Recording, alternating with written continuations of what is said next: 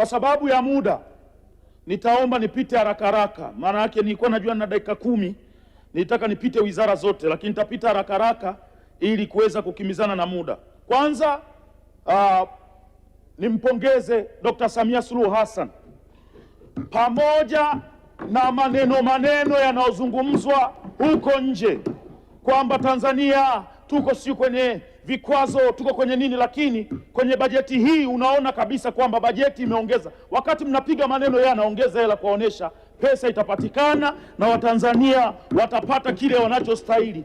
Nampongeza sana Dr. Samia Suluhu Hassan na naipongeza Wizara ya Mambo ya Nje. Nilimuona mama Russia yuko Urusi, acha mama aendelee kuitafuta pesa kwa ajili ya nchi yetu ya Tanzania. Hayo maneno awaachie yeye, atafute hela, sisi tuna shida na hela kwenye nchi hii. Lakini la pili, naomba tuongee ukweli. Wabunge wa Bunge la Jamhuri ya Muungano wa Tanzania tumekataa kuwa wanafiki, tumekataa kuwa vigeugeu kwenye swala la bodaboda, tumekataa.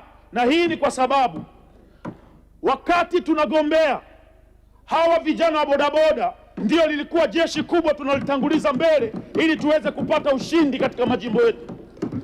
Kwa hiyo linapotokea jambo lolote ambalo linawahusu bodaboda, linawahusu watu ambao tuliwategemea wakati tunatafuta vyeo hivi kuja kukaa kwenye viti vyekundu, lazima tulijadili kwa kina kuona namna ya kuepushia mzigo. Naomba Mheshimiwa Waziri, ili wazo la kuongeza tozo kwenye bodaboda ulitoe.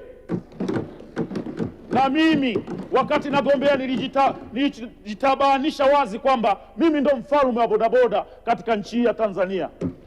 Hatutakubali kuona vijana wanaongezewa mzigo. 75%, nendeni mkachunguze, 75% ya bodaboda ni darasa la 7 ambao wametengwa kwenye wizara karibia zote. Ukituona juzi kulikuwa na kazi zimetangazwa jeshini, wanatangaza kuanzia form 4, form 6 vyuo. Darasa la 7 mmewaacha mtaani. Angalieni wizara zote. Sasa sehemu ambapo wamejiegemeza tunataka kwenda kuwakandamiza zaidi ya 75%. Na mimi ni darasa la 7 niko humu ndani. Siwezi kuwageuka ndugu zangu. Siwezi kuwageuka. Kwa tunaomba hizi tozo zipelekwe sehemu zingine, simtuletee sisi watu watungi. Bia ilikuwa inauzwa 1000 mkapandisha 2000, 3000, 5000 tunalipa tu. Watoleeni bodaboda tuleteni sisi watu watungi, sisi tutalipa hiyo, wala haina shida yoyote. Lakini la pili, twende kwa Wizara ya TAMISEMI. Naomba sana, nyie ndiye mmebeba tunasema sifa ya chama chetu cha Mapinduzi. Nyie ndiye mmebeba maono ya wabunge wote karibia humu ndani. Ukisikia wabunge wote wameongelea kuhusu barabara, wameongelea kuhusu vituo vya afya, ni nyie TAMISEMI. Tunategemea kwa kupitisha bajeti hii ya zaidi ya trilioni 62, tunategemea mtaenda kutekeleza yale ambayo wabunge humu ndani tumewaomba mwende mkatusaidie kwenye majimbo yetu, ikiwepo barabara. Jimbo la Kigoma mjini tunalia na barabara.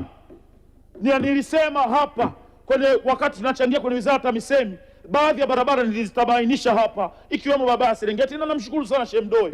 Tayari kule nimesikia barabara ya Serengeti inatangazwa kwa ajili ya kujengwa. Nashukuru sana. Na barabara zingine zote ambazo niliziomba, ikiwemo barabara ya kutoka Mji Mwema madukani kwenda paka kwa mzee wangu Sheikh Uwesu. Na waomba sana TAMISEMI mtusaidie. Lakini twende kwenye Wizara ya Ulinzi.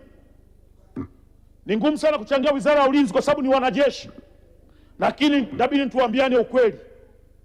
Dunia sasa hivi imeenda kwenye teknolojia. Dunia sasa hivi sio tu makomando wale wanaovunja matofali na vitu vingine, watapigwa na drone. Makomando wa msio wanaweza kupigwa na drone 3 tu. Tunaomba muongeze hela kwenye namna kununua vifaa vya kisasa kwa ajili ya wizara hii ya ulinzi, ili tuendane na dunia inapoelekea. Tunaona huko Ukraine, tunaona wapi drone inakuja, kandege kadogo amefungwa bomu kanapiga gari na makomando zaidi ya 100. Kwa hiyo naomba sana muongeze. Lakini kingine, wizara hii ya ulinzi, kuna wapambanaji wetu wanaenda kupambana vita ya Kagera, maveterani wanadai hela zao.